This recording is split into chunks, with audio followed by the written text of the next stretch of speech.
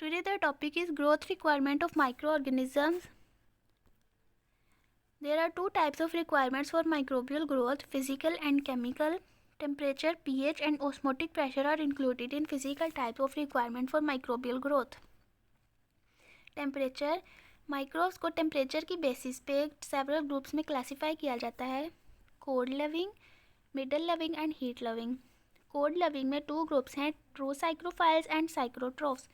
साइक्रोफाइल्स कौन से होते हैं? जो फ्रीजिंग टेम्परेचर पे ग्रो करते हैं, यानी कि उनका ज़ीरो या उससे बिलो यानी माइनस में उनका ग्रोथ टेम्परेचर होता है या ऑप्टिमम टेम्परेचर होता है. और जो साइक्रोट्रोफ्स हैं, इनका जो टेम्परेचर रेंज है वो काफ़ी वाइड होता है. ये 0 से 20 सेंटीग्रेड के बिटवीन ये ग्रो कर सकते हैं. उसके बाद है middle loving which are called mesophiles, और इनका जो बेस्ट ग्रोथ टेम्परेचर है वो है 25 to 40 सेंटीग्रेड. और कॉमनली जो इनका ऑप्टिमम टेम्परेचर है वो है 37. यानी कि और एनिमल्स की बॉडीज़ में लिविंग होते हैं, यानी एनिमल्स की बॉडी में रहने वाले होते हैं, और एनिमल्स की बॉडी की तरह इनका भी ऑप्टिमम टेम्परेचर जो है वो मोस्टली 37 होता है. उसके बाद है heat loving which are called thermophiles. Optimum growth इनकी 50 to 60 सेंटीग्रेड के बीच में है, लेकिन ये 45 से बिलो टेम्परेचर पे ग्रो नहीं कर सकते. और कुछ फिर आते हैं एक्सट्रीम थर्मोफाइल्स यानी हाइपर थर्मोफाइल्स, जिनका ऑप्टिमम ग्रोथ 80 सेंटीग्रेड या उससे भी हाई टेम्परेचर होता है. For example archaebacteria. और ये मोस्टली यानी ये मोस्टली रहते हैं किसमें? वोल्केनिक्स में या फिर ओशियन वेंट्स में. अब ये इन ऑर्गेनिजम्स की टेम्परेचर रेंजेस का वो फिगर है या ग्राफ इसको कह सकते हैं, ये आप एक दफ़ा देख लें. उसके बाद है pH. Most bacteria prefer neutral pH, और moulds and yeast grow in wider pH range but prefer pH between 5 and 6. Acidity inhibits most microbial growth and is used for preservation of food, for example pickle. Alkalinity also inhibits microbial growth but is not used for food preservation. अब pH की basis पे भी organisms को classify किया जाता है. Acidophiles which are acid loving organisms, neutrophiles which grow at pH 5.4 to 8.5 and alkaliphiles which are alkali loving. उसके बाद लास्ट वन है osmotic pressure. Cells are made up of 80 to 90% of water. There are three conditions of osmotic pressure: hypertonic solution, hypotonic solution and isotonic solution. अब ये hypotonic अगर हम solution को देखें तो इसमें सेल जो है वो श्रिंक हो जाता है. क्यों? क्योंकि जो सॉल्ट की कंसनट्रेशन है वो आउटसाइड ऑफ सेल ज़्यादा है, तो सेल के अंदर से जो वाटर है वो आउटसाइड इन्वायरमेंट में मूव कर जाता है, जिसकी वजह से सेल श्रिंक हो जाता है. उसके बाद जो आइसोटोनिक सोल्यूशन है उसमें जितना वाटर बाहर जा रहा है और जितना वाटर इनसाइड है वो बैलेंस रहता है, इसमें सेल साइज़ को कोई फ़र्क नहीं पड़ता. और जो हाइपोटोनिक सोल्यूशन है उसमें सेल साइज़ जो है वो इंक्रीज़ कर जाता है, सेल स्वेल हो जाता है. क्यों? क्योंकि जो सॉल्ट की कंसनट्रेशन है वो सेल के अंदर ज़्यादा है, और जो आउटसाइड वाटर है वो सेल के अंदर मूव कर जाता है, जिसकी वजह से उसका साइज़ जो है वो इंक्रीज़ कर जाता है. अब है केमिकल रिक्वायरमेंट्स फॉर ग्रोथ. इसमें है carbon, nitrogen, sulphur, phosphorus, trace elements, other elements, oxygen, और लास्ट में हम टॉक्सिक फॉर्म्स ऑफ ऑक्सीजन को भी थोड़ा सा डिस्कस करेंगे. Carbon, it makes up 50% of dry weight of cell. It is the structural backbone of all organic compounds. Nitrogen, it makes up 14% of dry weight of cell. It is used to form amino acids, DNA and RNA.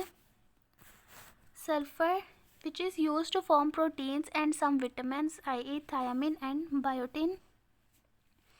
Other elements include potassium, magnesium and calcium and are often required as enzyme cofactors. Calcium is required for cell wall synthesis in gram-positive bacteria.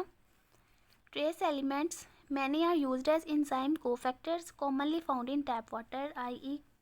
iron, copper, molybdenum and zinc. Oxygen.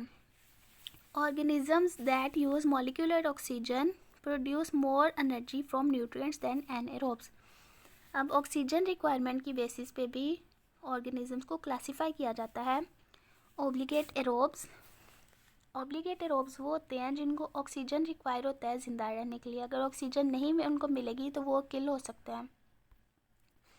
उसके बाद है facultative anaerobes, ये oxygen को use तो कर सकते हैं लेकिन उसकी एब्सेंस में भी ये ग्रो कर सकते हैं। उसके बाद है obligate anaerobes which can not use oxygen, और अगर ऑक्सीजन की प्रेजेंस होगी तो उनको हार्म होगा या फिर वो किल भी हो सकते हैं। उसके बाद है aerotolerant anaerobes can't use oxygen but tolerate its presence, oxygen को यूज़ तो नहीं करते लेकिन अगर ऑक्सीजन प्रेजेंट हो तो उसे वो टॉलरेट कर सकते हैं। Microaerophiles require oxygen but at low concentrations, यानी कि लो कंसनट्रेशन में उनको ऑक्सीजन रिक्वायर होती है और ये सेंसिटिव होते हैं toxic forms of oxygen, for example कैम्पाइलोबैक्टर।